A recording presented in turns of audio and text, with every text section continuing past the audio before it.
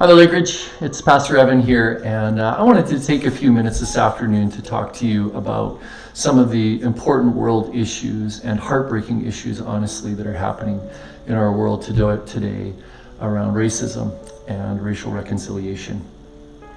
The first thing I want to say is that one of the foundations that we believe at Lakeridge is that we were made in the image of God, that we were made in His likeness with His characteristics. And that we believe actually that at that point of creation that God breathed into each of us the breath of life.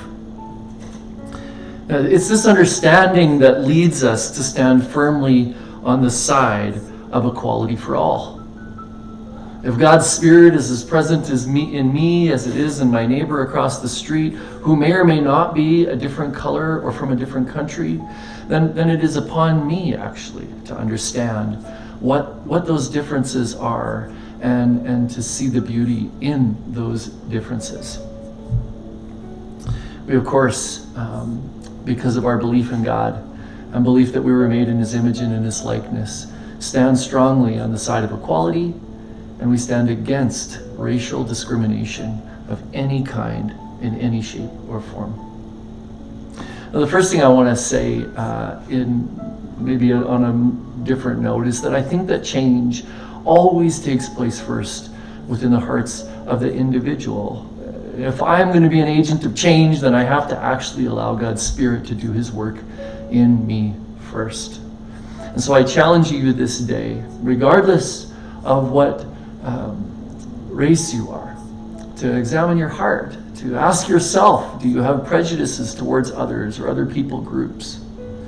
To examine those things with truth and honesty, to address those and ask God to help you to see those things in light of what He has invited you to be and what He has created you to be. So the second thing, I hope that as we at Lakeridge are doing what we can, that you on your street, but also at church, are doing what you can to listen to people of other ethnicities, to hear their stories, to hear not only their stories of brokenness, of racism, but also the places where they have had their heart transformed as well and have experienced God in their life and their story. We value story at Lakeridge, and that means actually that we value the context in which people come from.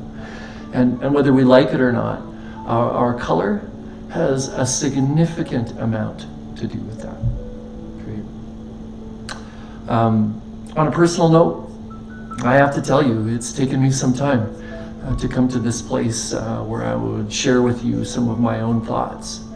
As many of you know, I in my home, have a biracial home. I have two children who are black, and the idea that they would be judged not on their merit but on the color of their skin before they were given a chance is both heartbreaking and also has caused me some real anger in the last month as I've watched some of the stories unfold in our world.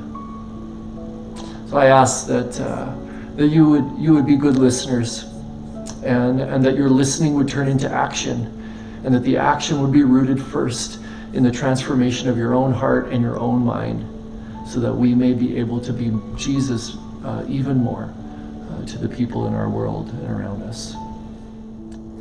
In addition to making a 4.5 minute long video on this topic, I'm gonna take it a step further.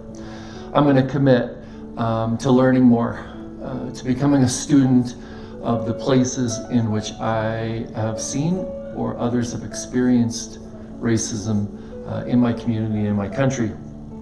I'm going to choose to read a book. The book that I'm going to read is by Lisa Sharon Harper, a lady from our family of churches, actually, incidentally, and the book is called The Very Good Gospel.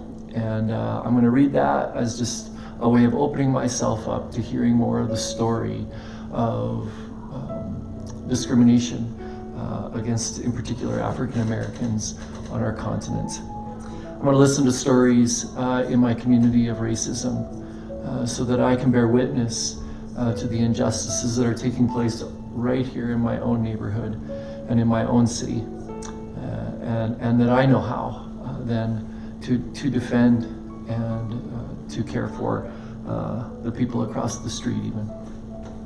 And the last thing I'm going to do is I'm going to do some reflection on places where I have been prejudiced and where I have allowed my own prejudgment of people to come into play.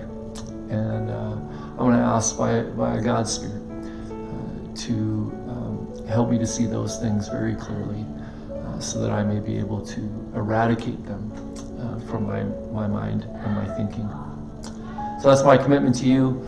If you want to join me on this journey, I invite you to do so. And if you're reading the same book as I am, then hey, let's talk. And let's hear each other's stories, and let's talk about what we're learning together. I love being your pastor. I love that you are a people who is always demonstrated a commitment to learn, to grow, to be authentic, and to be truthful about where it is we're at in our thinking and in our theology. May God be with us on this journey.